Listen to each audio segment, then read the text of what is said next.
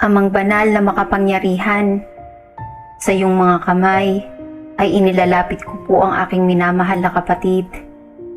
Naway pagpalain mo po siya ng kalusugan, kasiyahan, at tagumpay sa lahat ng kanyang mga layunin.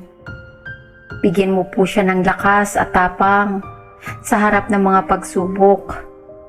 At gabayan mo po siya sa mga desisyon sa kanyang buhay. Ipinapanalangin ko rin ang iyong proteksyon para sa kanya. Sana po'y ligtas siya sa bawat hakbang na kanyang tatahakin.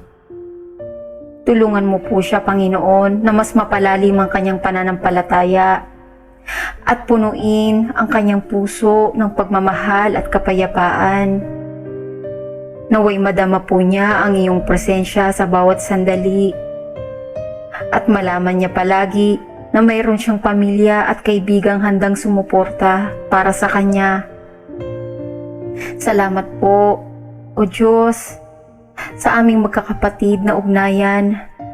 Naway palagi po kaming magkaisa at magtulungan sa hirap man po o sa ginhawa.